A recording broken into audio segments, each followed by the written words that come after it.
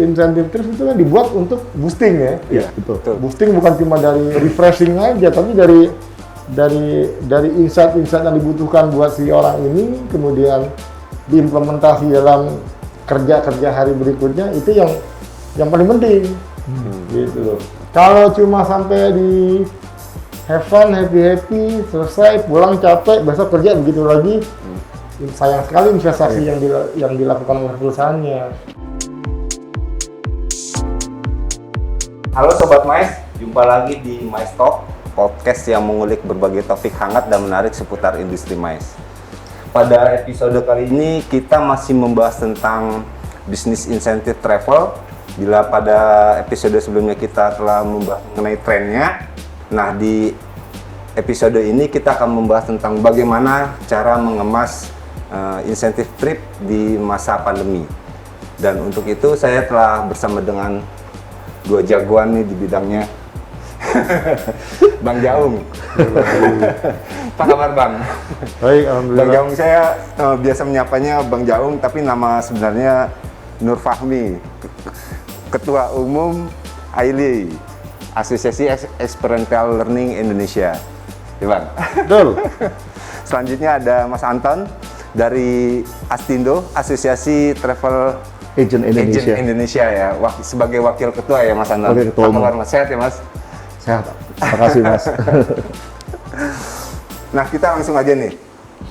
Sebelum masuk ke Bang Jaung, saya ingin bertanya kepada Mas Anton. Sebenarnya tren kita bicara tentang tren Mas Anton. Insentif travel di masa pandemi ini. Oke, ini pertanyaan sangat menarik banget nih Mas, terus terang nih. Kalau kita bicara soal insentif dulu ya, saya tadi juga sempat ngulik sih soal insentif, karena kita mau bicara soal insentif. Nah, soal insentif itu kalau menurut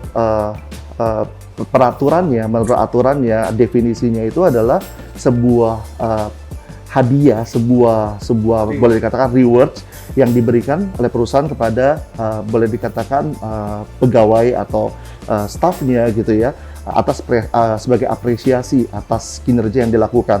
Tujuannya juga untuk kedepannya untuk jadi booster buat dia untuk bisa bekerja lebih baik lagi. Itu kan tujuan definisi dari insentif gitu ya. Nah, kalau ditanya soal tren ini menarik banget. Kenapa? Karena kalau menurut saya trennya akan sangat tinggi. Sangat tinggi pasca pandemik atau during pandemik ini. Sebetulnya kenapa? Karena gini, selama pandemik ini memang kelihatannya banyak perusahaan yang gulung tikar kan gitu. Tapi juga banyak perusahaan juga kalau kita lihat mereka tetap boleh dikatakan tetap running dan tetap achieve target dengan luar biasa. Nah, perusahaan juga mempersiapkan reward sebelum buat mereka. Cuma kemarin kan pending ada pandemik. Karena masalah pandemik akhirnya jadi tertunda dulu nih gitu. Tapi semuanya udah ditabung. Semuanya udah ditabung. Jadi mereka hanya menahan aja. Mereka menahan sebetulnya. Uangnya ada gitu ya. Uangnya ada gitu. Uangnya ada tetap, dan mereka juga tetap mau mengalokasikan ini untuk boleh dikatakan untuk perjalanan sih. Kenapa? Karena juga saya sendiri sebagai, ini menurut kacamata saya juga, pandangan saya sebagai pelaku ya gitu kan, karena di kantor saya juga sudah banyak yang request. Bahkan sampai akhir tahun ini juga udah ada yang request gitu, bulan Desember ini udah banyak yang request dari perusahaan-perusahaan yang ingin menyelenggarakan insentif sebetulnya, seperti itu.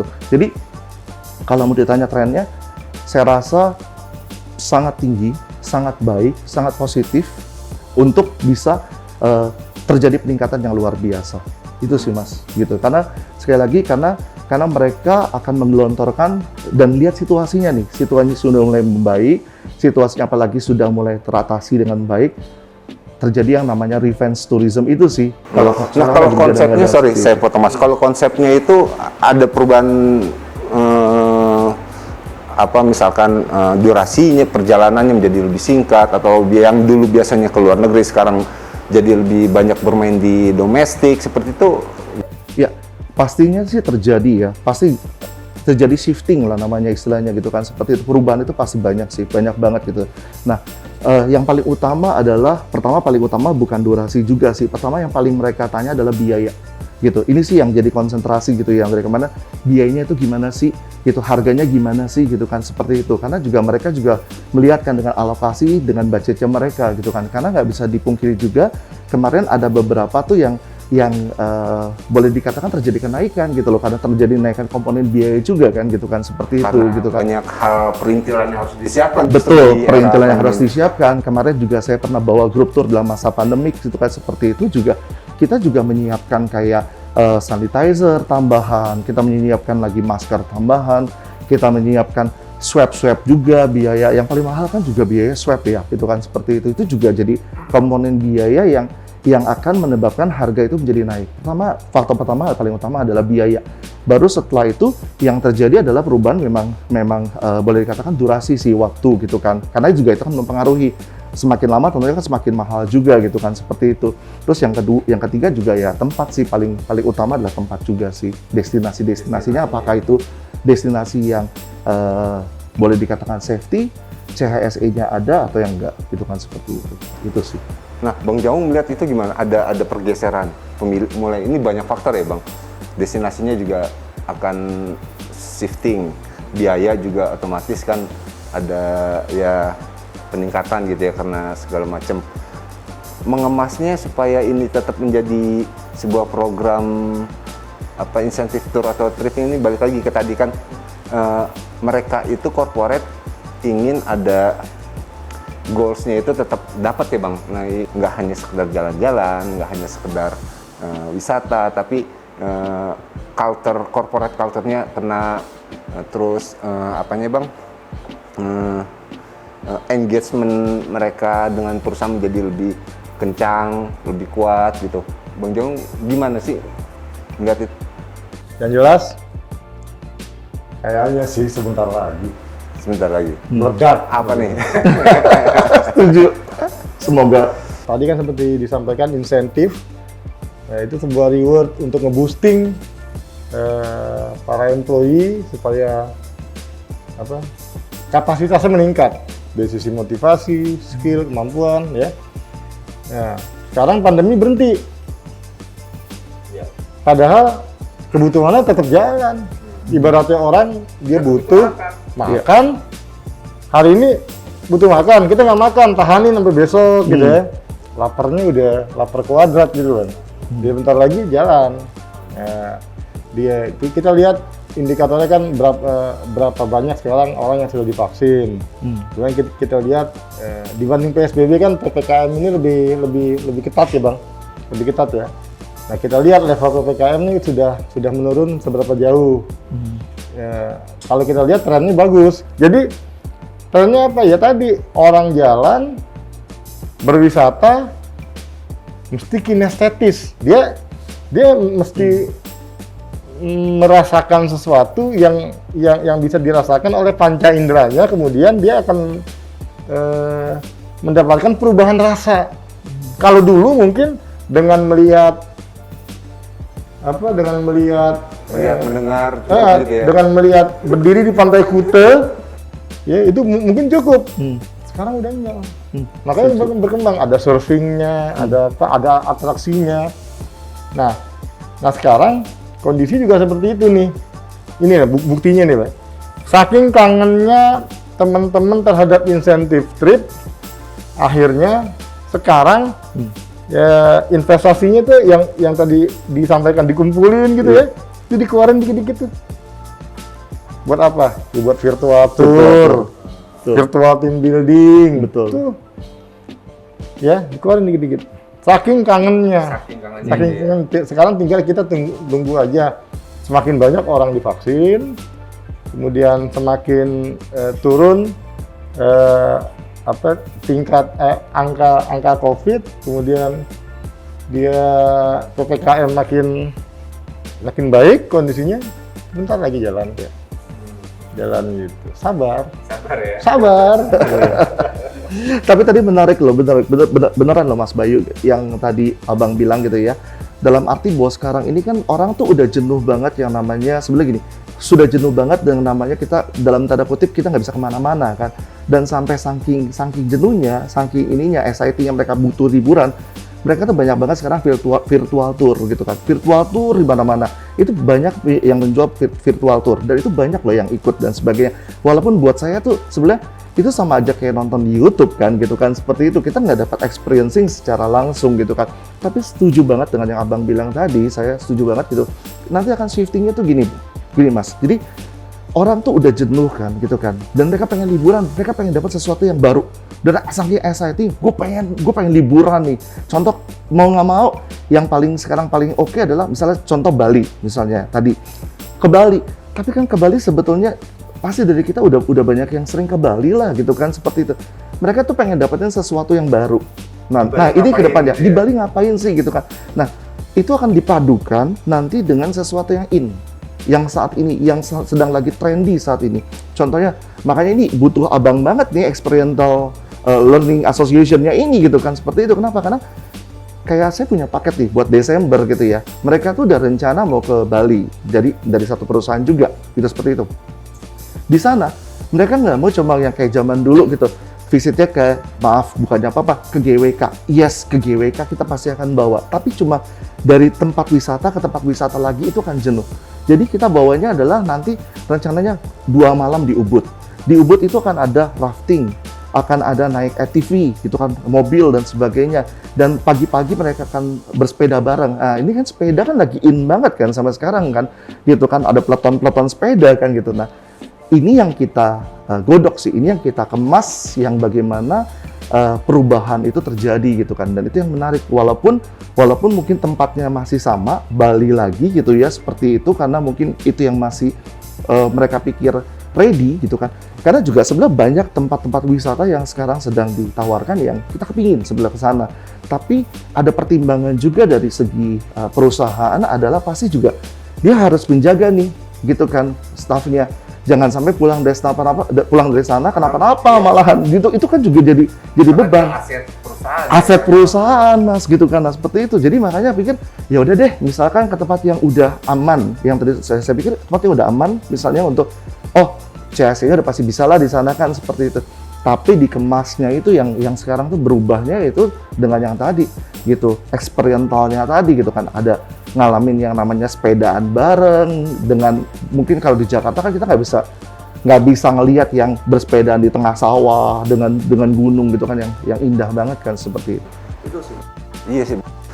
Bang Jauh, kan di experiential learning itu kan the brief ya, setiap aktivitas itu ada yang bisa dimaknai ya, di narasi. Nah kan itu juga saya melihatnya poin penting dalam aktivitas atau program di insentif travel, karena semuanya kemarin juga ngobrol dengan BCA selaku user, dia setiap aktivitas itu misalkan hanya memberikan giveaway aja, itu ada narasinya kenapa ini yang diberikan, kenapa, dari warnanya, tulisannya, segala macam. Nah seperti itu. Nah itu merancang dari satu program, misalnya dari giveaway, kemudian dari tadi Mas Anton juga sebut ada aktivitas rafting segala macam kan. Kemudian misalkan nanti untuk dinner, untuk lebih pelayanan gitu, makan dengan di Bali bisa makan dengan raja, seperti the briefnya itu memaknai sebuah aktivitas, sebuah program itu gimana ya Bang, supaya bisa sesuai dengan goal si user. Kalau berangkat dari objektif kenapa kegiatan itu dilakukan, itu harus kita perhatiin banget. Ya biasanya kan kita terima request, saya mau kegiatan kita nanti bisa menghasilkan ini nih, ya nanti kegiatannya mau sekian hari nih, destinasinya di sini nih. Nah oke, berarti kita menggali dong destinasi yang dia mau itu apa, dan ada apa aja di sana. Oke. Di luar panduan yang ada di experiential learning ya. Kalau trik and tips yang saya lakukan tuh selalu gini. Saya memulai diri saya dari sikap jahil, iseng gitu ya. Memang dari kecil itu. Dari kecil jahil gitu ya. Apapun yang dinikmati oleh para wisatawan nggak akan saya biarkan begitu saya berlalu. Ya, apapun yang dinikmati itu harus terasa oleh panca inderanya, oleh anggota tubuhnya. Contoh, Contohnya apa ya? Kalau ini sering banget saya di beberapa kalau di forum-forum diskusi, kalau kita ke Medan biasanya oleh teman-teman travel kan dirancang itinerary, ya kan? Kalau nggak atraksi, ya kuliner gitu ya. Sambil coba kuliner ya. Kuliner kalau di Medan ya yang terkenal itu bang, apa? Duren. Nah, duren. Saya tetap akan ajak mereka makan duren. Cuma saya nggak akan biarkan itu lepas begitu saja. Experience makan duren ya belum masuk sebagai kategori sebuah pengalaman yang memiliki insight. Nah, teman, bagaimana caranya agar duren ini jadi memiliki insight? Jahil deh. Jahil deh. Durennya gua apain ya? Durennya nggak gua apa-apain. Durennya saya booking ke penjualnya. Tapi bilang jangan dipetikin dulu. Biarin aja kita ambil. Mereka metik sendiri gitu. Metik sendiri, naik sendiri, ini sendiri. Nah, kan kita punya alat Safety, tetap. ya kan? Akhirnya proses makan durian itu yang cuma 30 menit kalau di lapak habis. Ya, yang satu butir kira-kira 60.000 ya. Nah sekarang proses makan durian itu bisa berlangsung jadi setengah hari. Karena kita harus ke kebun durian, nggak ada lah pohon durian di pinggir jalan aspal gitu ya, pasti ke kebunnya dah, ke kebunnya. Kita ke kebun durian, oke. Nggak bisa saya metik. Nah ini dia, kita mulai kulik-kulik biar insight-nya keluar. Anggaplah ada 20 orang, kita sekarang bagi 4 kelompok ya. Yang naik nggak harus semua. Satu naik, yang lain jagain ini alat-alatnya seperti ini. Akhirnya mereka kerja kelompok. Tujuannya awalnya wisata ya, makan durian, selesai setengah jam. Dengan jahilannya tadi membuat sebuah aturan permainan, akhirnya duriannya itu jadi setengah hari. Kita akan membuat sistem penggunaan alatnya menjadi semudah mungkin buat mereka. Seperti itu ya. Terus coba durian yang tadinya satu butir 60.000 sekarang jadi berapa bang? Bisa dijual berapa? Hitung aja sewa alat naik. Ya, belum lagi kalau kebun duriannya nggak bisa dilalui dengan ini, dengan misalkan dengan minibus biasa, harus kendaraan itu lagi, ya nggak? Seperti itu. Kemudian yang tadinya mungkin untuk menuju sebuah mendatangi semua destinasi itu cuma butuh 2 hari, sekarang jadi bisa 4 hari. Loh, bukankah ini yang dimaksud dengan quality tourism? Iya. Ya. Kemudian nggak harus rame-rame. Biasanya kan kalau insentif trip yang seru itu adalah yang rame-rame, nggak juga. Bawa 10 orang jalan, sehingga nggak perlu nunggu PPKM level 0. Cluster gitu ya. Iya, cluster aja berangkat 20 gitu loh. Jadi teman-teman karyawan di perusahaan-perusahaan juga jadi nggak lama nungguin. Kantor nggak kosong ya bang? Kantor nggak kosong juga, ya. Terus nggak ada kerumunan. Jadi sesuai dengan 5M tadi kan. Apalagi kalau destinasinya selaras nih dengan yang digadang-gadang oleh Kemenparekraf, yang dimana mereka sedang membooster desa wisata. Ya. Di desa, perekonomian desa akan terdorong, ya kan? Sebelum pandemi kan mereka insentif itu sebagian besar mungkin ya keluar ya. Oh ya, overseas kan destinasinya dengan kondisi seperti ini kan otomatis pasar itu split ya bang, harusnya itu bisa dimanfaatkan ya ke domestik desa-desa wisata yang seperti tadi Bang Jaong bilang kan. Setuju. Minatnya ada nggak untuk mereka ke domestik? Apa ini tergantung lagi suggest dari provider ya? Ya, cuma terus terang saya sangat yakin bahwa gini, untuk perusahaan untuk kirim ke luar negeri rasanya akan peluangnya sangat kecil. Sangat-sangat kecil. Kenapa? Karena mereka pasti akan lebih memilih pasar domestik dibanding pasar luar negeri. Kenapa? Pertama adalah gini, pertama dari segi biaya. Biaya untuk ke luar negeri pasti sekarang akan ekstra jauh lebih mahal daripada domestik. Walaupun tiket banyak murah ya sekarang. Tiket dihajar mungkin seperti itu, paket dihajar dan sebagainya, tapi nggak bisa dipungkiri ada add-on komponen cost yang itu yang membebankan biaya itu jauh tinggi. Pertama adalah biaya kita bicara gini, pertama PCR, kita harus PCR untuk berangkat ke luar negeri misalkan kita juga aturan dari airlines untuk PCR. Nah, itu udah biaya. Nanti pulang ke Indonesia, kita harus PCR lagi 3 kali loh PCR sekarang. Sebelum terbang sampai Jakarta dan nanti setelah mau keluar juga akan di PCR. Plus yang tadi dibilang juga Mas Bayu adalah karantina. Karantina itu kalau mengacu pada SE Satgas yang baru nih gitu kan seperti itu. Ini dibagi lagi nih. Kemarin kan kita cuma tahunnya kan 8 hari kan Mas Bayu gitu kan. Ini ada tambahan add-on lagi nih sebetulnya ada satu poin B yang kemarin juga kita baru temuin di SE Satgas yang baru. Yaitu 8 hari karantina untuk yang balik dari luar negeri untuk yang datang dari negara-negara yang low risk. B-nya adalah 14 hari untuk karantina untuk pendatang dari luar negeri, WNI yang keluar negeri yang balik ke Indonesia untuk dari negara-negara yang high risk. Nah, ini kan juga akan jadi beban banget. Ini memang momentumnya memang dari kita juga dari Astindo terus terang kemarin juga kita sudah banyak juga diskusi juga dengan anggota kita. Makanya kita juga sebetulnya sangat-sangat fokus juga dengan selain mendukung juga dari program Kemenparekraf tentunya gitu loh. Kita juga sedang mendukung banget untuk ya program di Indonesia aja. Yang kita lagi benar-benar jual adalah bagaimana nih berwisata di Indonesia aja dan dengan satu konsep-konsep yang baru gitu kan, dengan satu pemikiran yang baru, dengan satu style yang baru yang tentunya nggak boring seperti yang mereka pikir, gue udah sering kan kayak di Indonesia gitu kan, seperti itu sih. Tapi biasanya kan apa ya, selain program goals tadi kemarin sih di desa juga sempat ngomong yang penting goalsnya itu achieve target, sesuai target.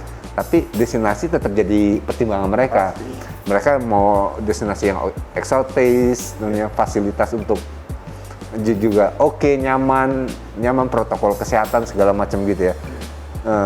Karena kan ya mereka ini yang diberangkatkan oleh mereka kan orang-orang terpilih, para juara kan, the best services kan pasti yang akan itu. Nah, kesiapan tadi Bang Jaun cerita, desa wisata siap nggak untuk itu? Sudah siap. Kalau bicara destinasinya, mereka siap. Jumlahnya kan bertebaran di hampir semua provinsi ya. Kemudian dari Kemenparekraf juga mengenai panduan-panduan dan sertifikasi protokolnya juga sudah dilakukan. Kenapa saya bilang desa wisata? Karena memang ini kan pemerintah sedang fokus ya untuk mengembangkan desa wisata. Karena strategi pemulihan ekonomi nasional itu sebenarnya oke banget kalau dimulai dari desa ya. Dari desa, apalagi pariwisata menjadi tulang punggung dalam pemulihan ekonomi nasional. Ya kita mulai dari desa. Ya, dimulai dari desa, di mana di sana banyak pelaku pariwisata juga yang tersebar di sana. Nah, oke, kalau kita ke desa kita ngapain? Mungkin tidak semewah ini ya, fasilitasnya tidak semewah seperti kalau kita ke hotel bintang 5. Tapi kan di sana juga ada hotel-hotelnya. Desanya kita jadikan untuk tempat bermain, experience. Untuk bereksperience. Nginapnya boleh di hotel mewah, tetap bisa ya? Boleh di hotel mewah. Boleh. Toh sudah banyak juga sih hotel-hotel berbintang yang bekerja sama dengan para pengelola desa wisata. Karena begitu kita bereksperience, atraksi wisatanya ada di desa wisata di Indonesia ini, desa wisata itu udah kayak surganya atraksi wisata. Nggak perlu direkayasa, nggak perlu diartifisial, ya kan? Betul. Dibuat aja involve peserta itu ke kehidupan sehari-harinya orang desa, ya kan? Ngapain? No, Pak Taninya mau panen singkong. Jangan, mungkin kita anggap sederhana ya, nyabut singkong gitu ya. Cuma begitu dijalani, begitu hebohnya mereka. Nah, orang-orang yang jahil seperti saya tinggal otak-atik. Harusnya nih, ya kan? Harusnya nih, dalam siapa yang bisa menyelesaikan ini dalam 20 menit, ya? Adu gede singkong yang di ini, udah ya, jadinya seru, ya kan? Setelah dicabut diapain singkongnya? Bikin gitu kelindri bang, misalkan gitu ya. Anak milenial zaman sekarang pernah itu seberapa banyak marut singkong. Itu akan jadi something yang menarik buat mereka dan memunculkan pengalaman baru. Ya di mana ntar ujung-ujungnya iya ya. Ternyata membuat ini perlu kesabaran dan ketabahan sampai yang ulet ya. Gitu loh. Sudah terjadi perubahan rasa di situ. Akhirnya masuk ke perubahan cara dia berpikir yang mungkin tadinya di rumahnya serba instan, mau ini ada, mau itu ada, gampang tinggal mbak gitu kan. Sekarang mau makan ya, padahal ini wisata tapi bisa mengajarkan sesuatu pada yang bersangkutan, belajar sabar dari marut singkong. Iya sih, salah satu sih mending ya, kalau 2 kebun. 2 kebun ya. Bisa jadi mata pencaharian ya. Gitu. Artinya kalau kita ke desa itu sudah terbentang di hadapan kita, apa aja ada. Apa aja ada, Pak. Gitu. Di sungai juga tambah kolam aktivitas orang-orang desa yang dia budidaya air tawar, yang ini itu bisa diolah menjadi satu atraksi wisata. Saya yakin kalau itu menjadi hasanah baru untuk insentif trip, ya. Jadi bisa mulai jalan sekarang juga. Setuju. Bang Jaung, yang Bang Jaung tadi ceritakan konsep sebuah program gitu, itu yang bisa dibilang experiential tourism. Ya. Seperti itu ya. Jadi awalnya kan dari metode experiential learning. Awalnya metode experiential learning. Bahwa orang belajar dari pengalaman, sehingga metode ini berkembang menjadi sebuah metode belajar, atau kalau bahasa gampangnya, kalau biasanya orang dapat training nih, dapat motivasi, dia duduk ngedengerin, diceramahin sama motivator gitu ya. Dengan metode experiential learning, ini berganti. Nggak cuma dengerin, nggak cuma terima, tapi dia melakukan. Dari hasil dia melakukan, dia muncul pengalaman. Pengalaman itu punya nilai-nilai yang jadi pembelajaran, kemudian dia bisa berubah. Jadi lebih baik berdasarkan pengalaman-pengalaman itu. Nah, dalam satu referensi di metode experiential learning, ternyata salah satu karakteristik metode experiential learning itu adalah rekreasional. Ya, rekreasional. Tahapan berikutnya adalah development, edukasi, and redirectional. Nah, kita ambil ketika ada diperbolehkan, gitu ya, artinya diperbolehkan experiential learning bernuansa berkarakter rekreasional, akhirnya implementasi banyak ada di pariwisata. Makanya Sindo perlu bekerja sama ya kita ya. Iya gitu. Adanya di pariwisata. Karena apa yang berubah dari experiential learning berkarakter rekreasional, perubahan feeling. Feeling ya, di wisata juga gitu kan, feeling. Perubahan rasa. Bahwa wisata itu bisa bagaimana menghadirkan sebuah wisata yang bisa melahirkan pengalaman baru, kemudian muncul nilai-nilai pengalaman dari situ. Akhirnya orang berubah rasanya, feelingnya berubah, dan dia bisa belajar dari nilai-nilai yang ditemukan, kemudian performanya dalam konteks ini para teman-teman di karyawan ya yang dapat insentif trip, kemudian dari nilai itu hari-hari berikutnya dia menjadi better, gitu ya. Menjadi better kan, bukankah itu insentif trip itu kan dibuat untuk boosting ya? Iya betul. Boosting bukan cuma dari refreshing aja, tapi dari insight-insight yang dibutuhkan buat si orang ini, kemudian diimplementasi dalam kerja hari berikutnya, itu yang paling penting, gitu loh. Kalau cuma sampai di have fun, happy, selesai, pulang capek, besok kerja begitu lagi, sayang sekali investasi yang dilakukan oleh perusahaannya.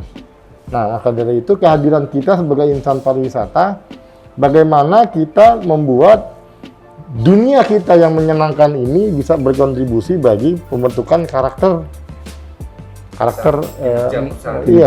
pembentukan bagi peningkatan kapasitas sumber daya manusia yang ada di organisasi masing-masing.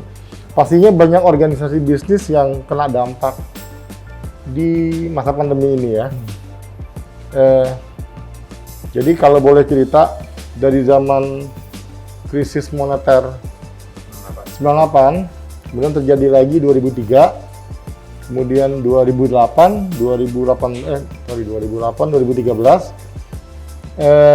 itu terjadi krisis ekonomi. Logikanya, mestinya kan anggaran-anggaran buat jalan-jalan happy itu kan dipangkas. Tapi faktanya, ini data nih, anggota-anggota kami di tahun-tahun itu justru omsetnya naik. Berarti SDM menjadi satu elemen yang nggak bisa diabaikan begitu saja untuk bertahan di masa sulit. Si perusahaan-perusahaan itu juga nggak bisa mengabaikan human resource, sumber daya manusia sebagai elemen senjata yang harus disiapkan dalam rangka bertahan dari hantaman masa pandemi ini. Jadi mau nggak mau tetap harus diperhatiin bagaimana meningkatkan kapasitas SDM di perusahaan. Seperti saya sampaikan tadi, caranya ya bisa pelatihan, rekreasi atau hal-hal sejenis ya, atau event hal sejenis. Nah, itu dia. Sekarang PPKM sudah mulai bagus ya posisinya. Dengan menerapkan 5M tadi, kita bisa kok, udah mulai jalan. Nggak bisa keluar lagi, nggak apa-apa. Yang penting justru ini momentum untuk di Indonesia mengalihkannya ke lokal ya. Lokal.